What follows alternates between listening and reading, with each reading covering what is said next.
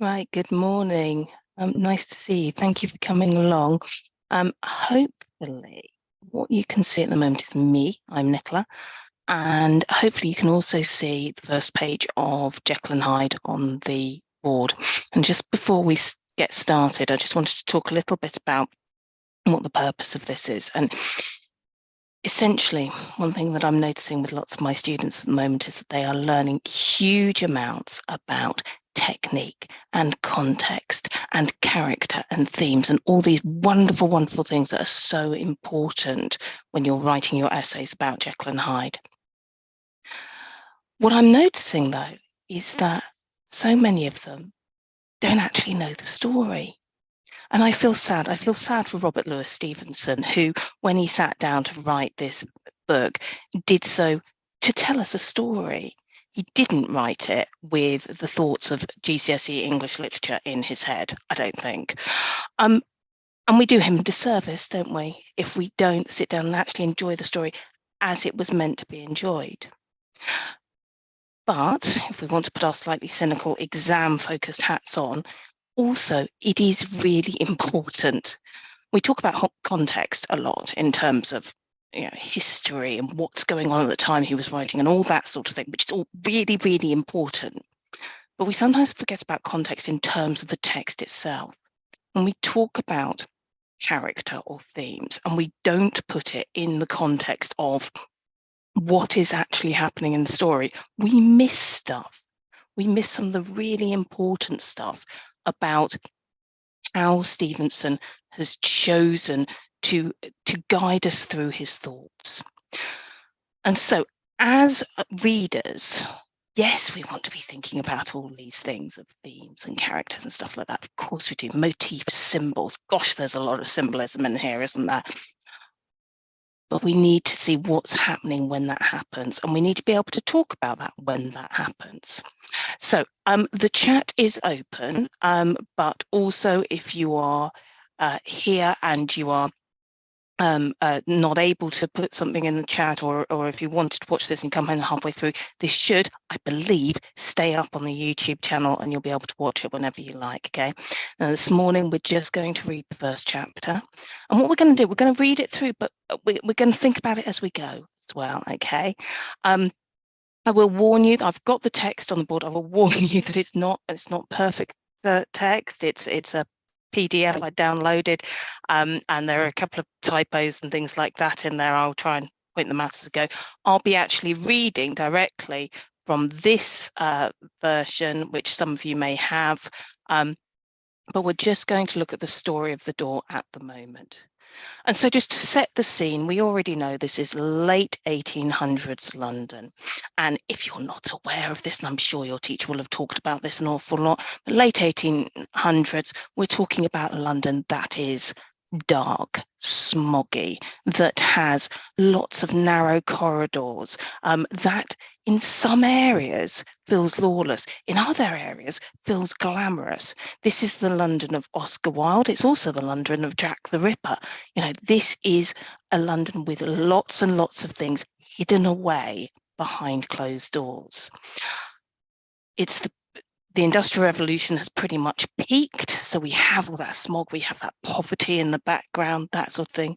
We have a concern about morality, both amongst the wealthy and the poor. And we have a really, really deep interest in science, development, progress. Science is really exciting at this point. Electricity is starting to be used more and more. We're starting to see people, developing medical procedures and things like that.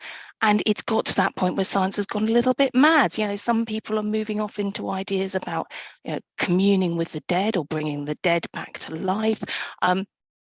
But also, some of this stuff turns into quite, what sensible science we see today. And this is where we are. Okay, this is the London we are in. And this is the story of the door.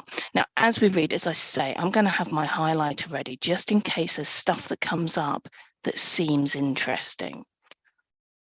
I'm going to be looking particularly in this first chapter, if you remember this, at character, because we're going to hear a lot about one particular character, first of all.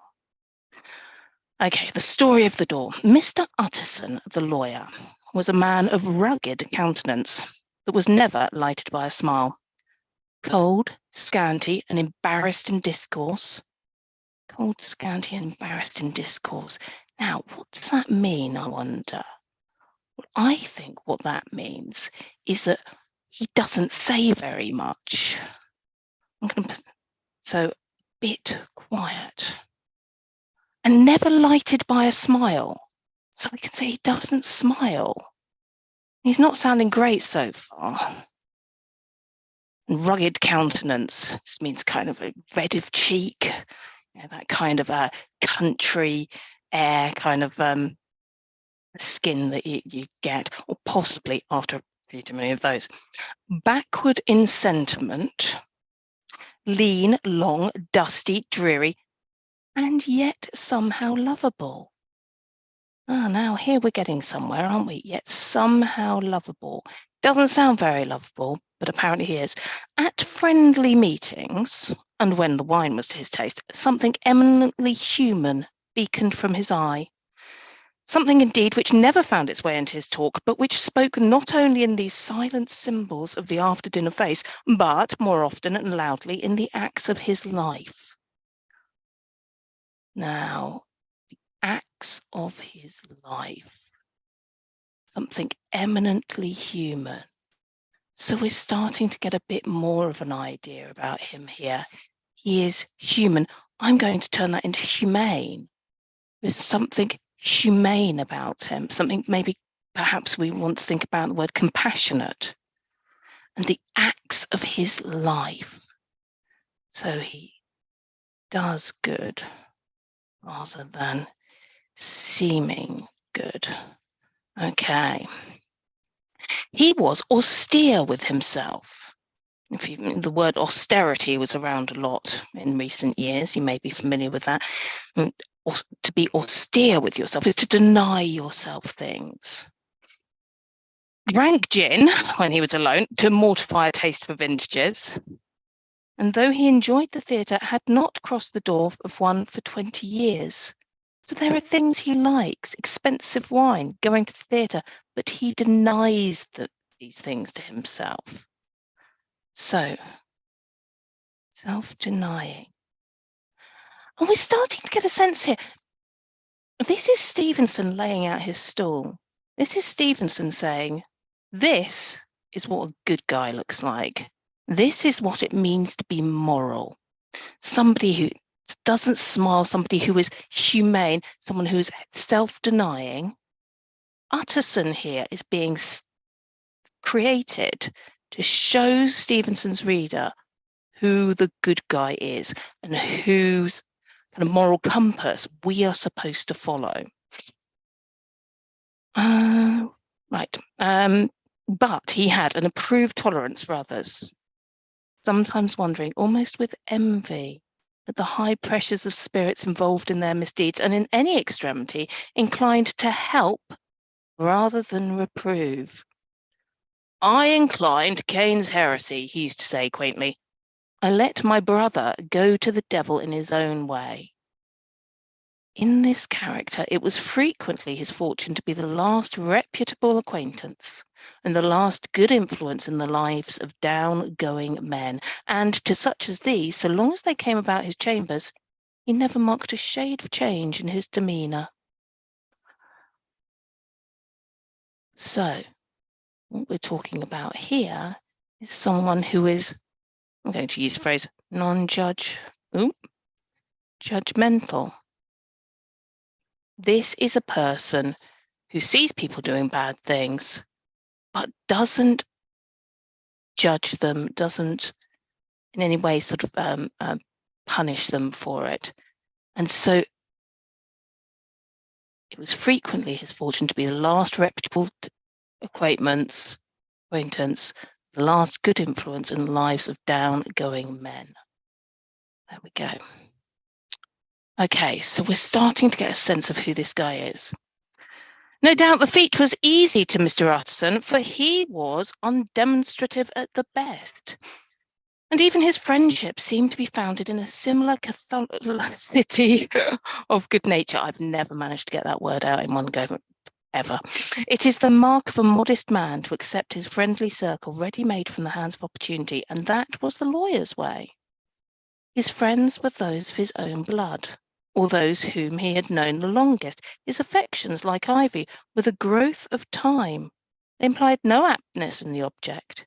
Hence, no doubt, the bond that united him to Mr. Richard Enfield, his distant kinsman, the well-known man about town. Now, I'm going to highlight this in a different colour because we're being introduced to a new character here. So this is his distant kinsman, so probably like a cousin or something like that. He is in some way related to him. And the well-known man about town. Now that's kind of a euphemism. It means he's a guy who is out and about, probably, moving in glamorous circles, that sort of thing. But again, although this doesn't sound like the sort of guy that Utterson, who we've just seen, would be particularly drawn to, Utterson takes the friends who are given to him. He doesn't go out and seek out a particular type of person to be his friend. It is the person whom he has known the longest that he decides to hang around with.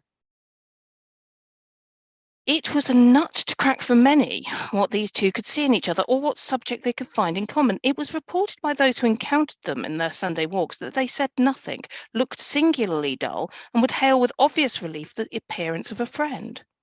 For all that, the two men put the greatest store by these excursions, counted them the chief jewel of each week, and not only set aside occasions of pleasure, but even resisted the calls of business, that they might enjoy them uninterrupted. It chanced on one of these rambles that their way led them down a by-street in a busy quarter of London. The street was small and what is called quiet, and it drove a thriving trade on weekdays. The inhabitants were all doing well, it seemed, and all emulously hoping to do better still, and laying out the surplus of their grains and coquetry so that the shop fronts stood along that thoroughfare with an air of invitation, like rows of smiling saleswomen. Even on Sunday, when it veiled its more florid charms and lay comparatively empty of passage, the street shone out in contrast to its dingy neighbourhood, like a fire in a forest, and with its freshly painted shutters, well-polished brasses, and general cleanliness and gaiety of note, instantly caught and pleased the eye of the passenger. What a lovely image! It is busy, it is colourful, it is lots of people living their lives in a clean and wholesome sort of way. What an interesting description of a part of London. So again, I'm going to take my highlighter again, and those of you who are actually taught by me will know I'm very into my colour coding. I do like a bit of colour coding. So I'm going to take this and I'm just going to put down here and there, and I'm just going to make a little note here. I'm going to say this part of London seems wholesome and pleasant. Okay. Two doors from one corner on the left hand going east, the line was broken by the entry of a court. And just at that point, a certain sinister block of building thrust forward its gable on the street. Certain sinister block of building. Let's just pop that down. This is going to be important, isn't it? It was 2 stories high, showed no window, nothing but a door on the lower story, and a blind forehead of discoloured wall on the upper, and bore in every feature the marks of prolonged and sordid negligence. Prolonged and sordid negligence. Sordid, there's a word. Sordid, something dirty, something unclean, something a little bit, possibly even immoral. The door, which was equipped with neither bell nor knocker, was blistered and disdained. Tramps slouched into the recess and struck matches on the panels. Children kept shop upon the steps. The schoolboy had tried his knife on the mouldings, and for close on a generation no one appeared to drive away these random visitors or to repair their ravages. And let's just, once again, this deserves its own highlighting here.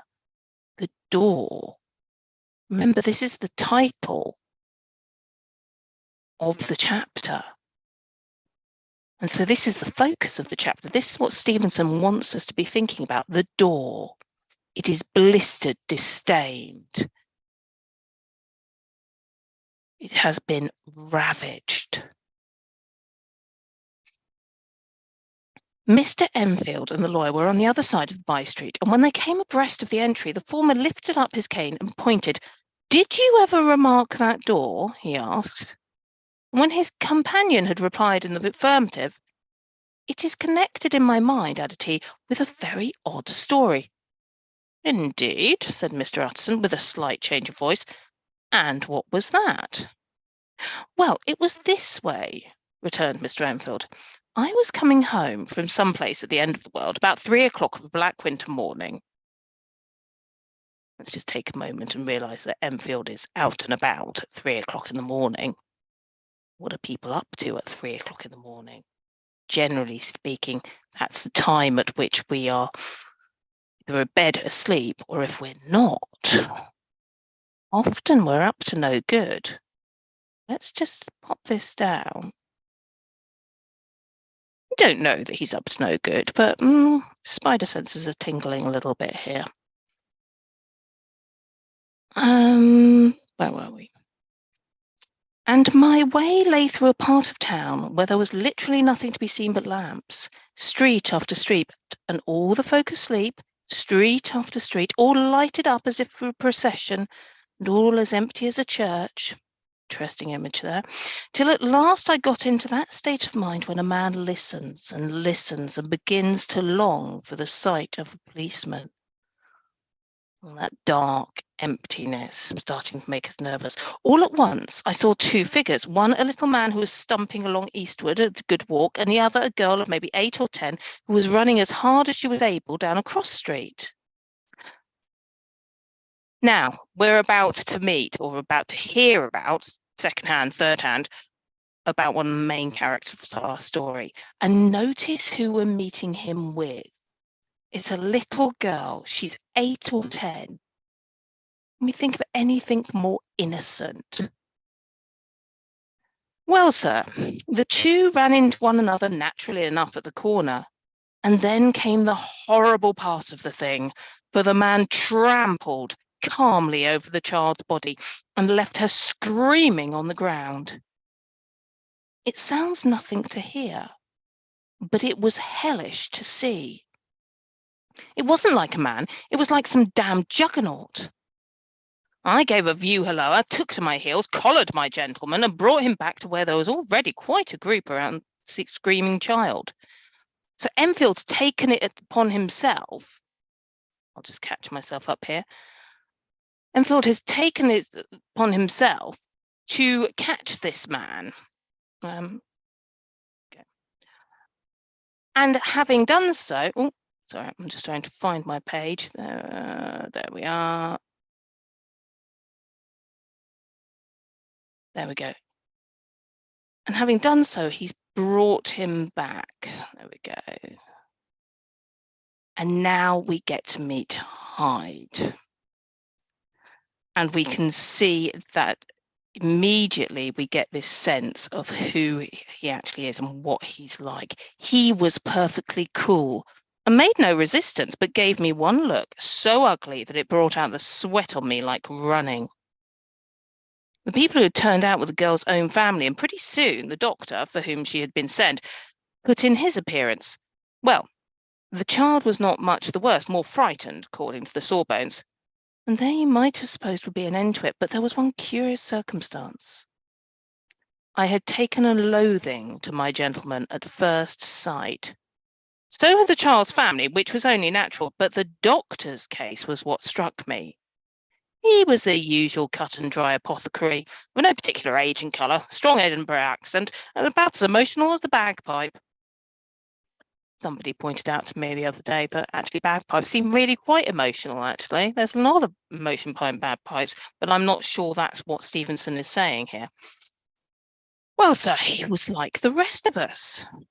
Every time he looked at my prisoner, I saw that Sir Sawbones turned sick and white with a desire to kill him. I knew what was in his mind, just as he knew what was in mine, and killing being out of the question, we did the next best. Look at the response that we're getting to Hyde here. Let's just take a look. So he was perfectly cool and made no resistance, but he gave a look so ugly it brought out the sweat. And let's see what he does to Sawbones. I saw that Sawbones turned sick and white with a desire to kill him. We're just going to make a little note here that Hyde brings out the worst, the most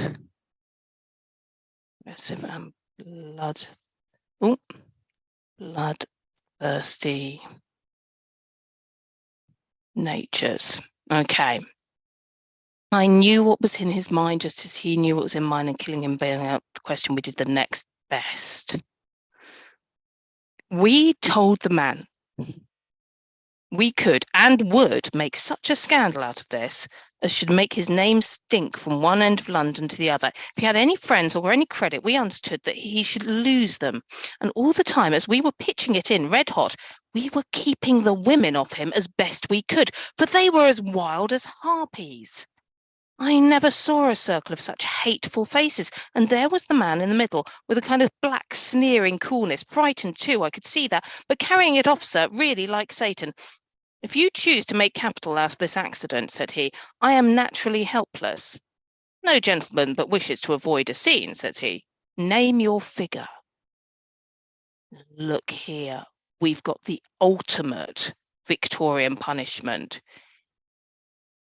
If you don't do what we want you to do, we are going to shame you. We are going to destroy your reputation. And this is the thing that is most likely to scare a gentleman in London. So we could put down here. I'm going to put down, I'll just change that colour. I'm going to say threat to reputation is the biggest threat of all. Okay. Well, we screwed him up to £100 for the child's family. He would clearly have liked to stick it out, but there was something about a lot of us that meant mischief, and at last he struck. The next thing was to get the money. Where do you think he carried us but to that place with the door? There's the door again.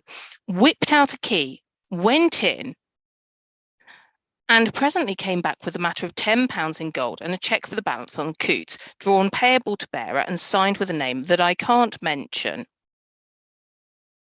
though it's one of the points of my story, but it was a name at least very well known and often printed. The figure was stiff, but the signature was good for more than that, if it was only genuine. I took the liberty of pointing out to my gentleman the whole business looked apocryphal, and that a man does not, in real life, walk into a cellar door at 4 a.m. and come out of it with another man's cheque for close upon £100. That's what happens with this door, this sinister, sinister door. But he was quite easy and sneering. Set your mind at rest, says he. I will stay with you till the bank's open and cash the cheque myself. So we all set off, the doctor and the child's father and our friend and myself, passed the rest of the night in my chambers, and next day when we had breakfasted, went in a body to the bank. I gave in the cheque myself and said I had every reason to believe it was a forgery. Not a bit of it. The cheque was genuine. Tut, tut, said Mr. Utterson. I see you feel as I do, said Mr. Enfield. I'm just going to pause for a moment because this is important to remember. We're switching around here from narrator to narrator. Now, the whole thing is told in a third-person narrative, but it flips from a different focus. So we've got following Utterson, but now we have Utterson hearing the story from Enfield. So we've got all these layers Pairs of storytellers. And that impacts the narrative. It might, in some cases, make it not entirely objective. It might leave stuff out. It allows Stevenson to leave stuff out, to leave questions that we have, just like Utterson probably has as well. Okay. So, I see you feel as I do, said Mr. Enfield. Yes, it's a bad story. For my man was a fellow that nobody could have to do with, a really damnable man. And the person that drew the cheque is the very pink of the proprieties. Celebrated too, and what makes it worse, one of your fellows who do what they call good. So the person, we don't know officially yet who this person is, but we can probably start to guess.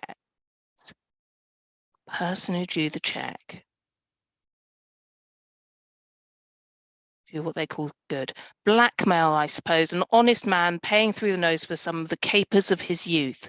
Blackmail House is what I call the place with a door in consequence, though even that, you know, is far from explaining all. He added, with words, fell into a vein of musing. From this, he was recalled by Utterson asking rather suddenly, and you don't know if the drawer of the cheque lives there?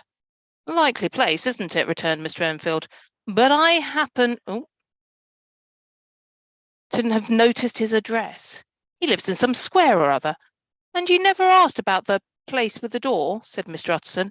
No, sir, I had a delicacy, was the reply. I feel very strongly about putting questions. It partakes too much of the style of the day of judgment. You start a question and it's like starting a stone. You sit quietly on the top of a hill and away the stone goes, starting others. And presently some bland old bird, the last you would have thought of, is knocked on the head in his own back garden and the family have to change their name. No, sir, I make it a rule of mine. The more it looks like Queer Street, the less I ask. Now, of course, the word queer has got a very different connotation and different meaning in the 21st century. What he means here is peculiar, odd, unusual. And what he's saying here is, don't ask too many questions. Don't pull on that thread. You start asking questions and all sorts of things can happen. And this starts to tell me, again, something about what Stevenson's big ideas are here. Because it seems to me that he's saying that reputation is based upon secrecy. Not asking too many questions because everyone has a skeleton in their closet. A very good rule too, said the lawyer. But I have studied the place myself, continued Mr. Enfield. It seems scarcely a house. There is no other door, and nobody goes in or out of that one. But once in a great while, the gentleman of my adventure, there are 3 windows looking on the court on the first floor. None below. The windows are always shut, but they're clean. And there is a chimney, which is generally smoking. So somebody must live there. And yet it's not so sure, for the buildings are so packed together about that court that it's hard to say where one ends and another begins. The pair walked on for a while in silence, and then, Enfield, said Mr. Utterson. That's a good rule of yours. Yes, I think it is, returned Enfield. But for all that, continued the lawyer, there's one point I want to ask. I want to ask the name of that man who walked over the child. Well, said Mr. Enfield, I can't see what harm it would do. It was a man of the name of Hyde. Said Mr. Utterson. What sort of man is he? He is not easy to describe, but he's going to have a go anyway. There is something wrong with his appearance, something displeasing, something downright detestable. I never saw a man I so disliked, and yet I scarcely know why. He must be deformed somewhere. He gives a strong feeling of deformity, although I couldn't specify the point. He's an extraordinary-looking man, and yet I really can name nothing out of the way. No, sir, I can make no hand of it. I can't describe him. And it's not want of memory, for I declare I can see him this moment. Mr. Utterson again walked some way in silence and obviously under a weight of consideration. You're sure he used a key? He inquired at last. My dear sir, began Enfield, surprised out of himself. Yes, I know, said Utterson. I know it must seem strange. Fact is, if I do not ask you the name of the other party, it's because I know it already. You see, Richard, your tale has gone home.